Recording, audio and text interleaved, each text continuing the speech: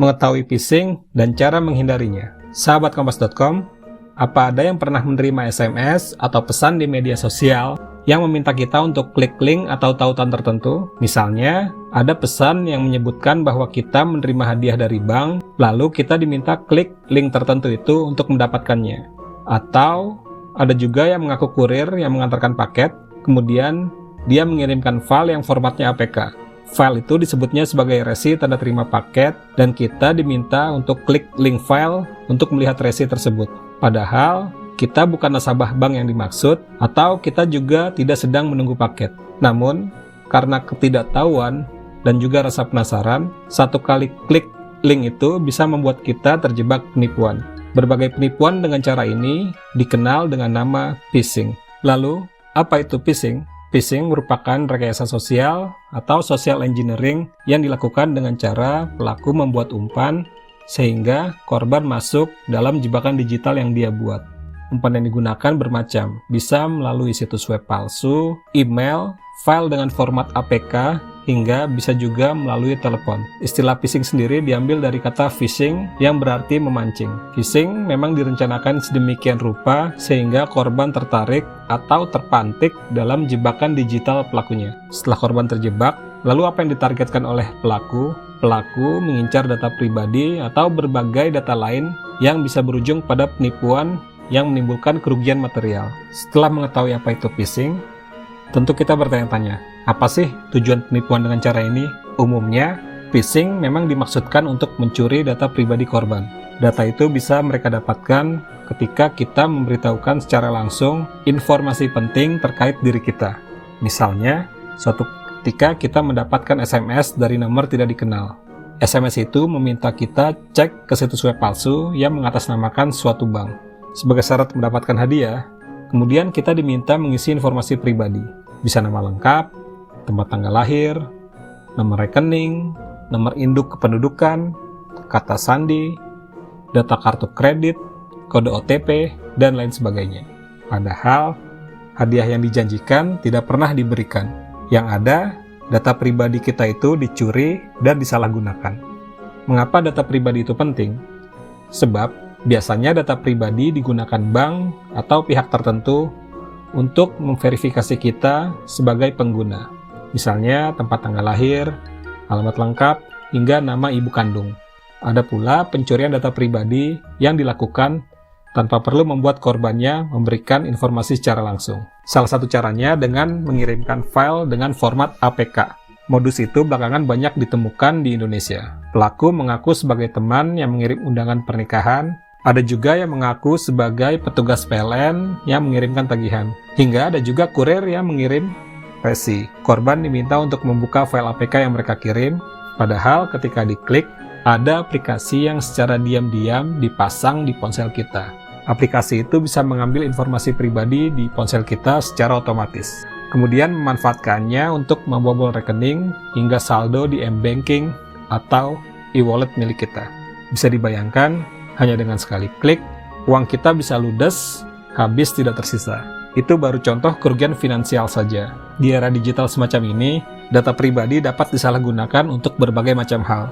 Bisa dijual, digunakan untuk melakukan tindakan kriminal, dan sebagainya. Kerugiannya tentu saja tidak terbatas. Setelah mengetahui modus kejahatan ini, lalu bagaimana cara menghindari phishing? Menghindari phishing sebenarnya cukup sederhana. Hanya saja kita perlu cermat. Hal pertama dan mendasar yang perlu kita lakukan, jangan sembarangan mengeklik link yang kita terima. Jika ada nomor tidak dikenal mengirim link atau file mencurigakan seperti format APK, jangan langsung diklik. Meskipun pemilik itu mengaku kenal kita atau mengaku sebagai kurir, pegawai bank, jasa transportasi publik, dan lain sebagainya. Jangan buru-buru klik link yang mereka kirim. Pastikan dulu nomor itu benar-benar kita kenal atau merupakan nomor resmi dari lembaga terkait. Jangan pula klik file yang dikirim dalam format APK. Minta informasi lebih detail soal resi, undangan, dan sejenisnya untuk memastikan informasi yang kita terima itu valid tanpa perlu memasang aplikasi itu di ponsel. Kedua, perhatikan alamat URL-nya. Phishing selama ini sering disebarkan melalui link atau tautan yang beredar di media sosial. Jika modus ini dilakukan, sebelum mengeklik apapun di media sosial, kita perlu mencermati alamat URL. URL adalah alamat yang kita ketik di browser untuk menuju situs web tertentu. Misalnya www.kompas.com, google.com, atau facebook.com. Nah, pelaku phishing biasanya membuat URL yang mirip dengan situs aslinya. Kompas.com bisa saja digunakan oleh pelaku phishing dengan mengganti huruf O menjadi angka 0, sehingga dibaca menjadi k04.com. Atau pelaku bisa membuat situs google.com dengan menambah huruf O, hingga Google yang biasanya hanya ada 2 O berubah menjadi Google dengan 3 O. Cara ini memang memerlukan usaha lebih, karena kita dituntut untuk cari tahu alamat URL resmi atau yang asli. Namun, alamat URL yang paling mudah ditengarai adalah situs web pemerintah. Situs web resmi pemerintah selalu menggunakan domain .go.id. Contohnya situs web Dirjen Pajak yang beralamat www.pajak.go.id. Nah, .go.id itulah yang disebut dengan domain. Jadi, jika ada situs web dengan alamat pajakgoid.com, maka ini perlu dicurigai. Karena meskipun tertera kata go dan id, tetapi domainnya masih menggunakan .com. Apabila ada situs mengatasnamakan pemerintah, tetapi menggunakan domain selain .go.id, maka ini patut dicurigai. Ketiga, jangan terpancing emosi. Kita tahu bahwa pelaku penipuan online semakin cerdik. Mereka sengaja memancing emosi korban agar panik hingga mudah terjebak phishing. Ada salah satu contoh kasus di mana nomor tak dikenal mengirim pesan dan meminta korban menghapus komplain terhadap sebuah produk di Instagram.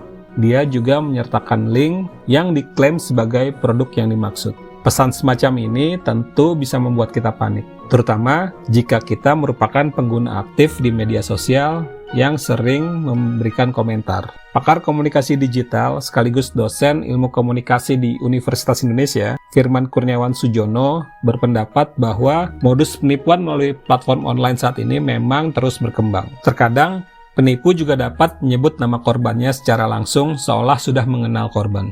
Bahkan ada juga yang berpura-pura sebagai kenalan korban.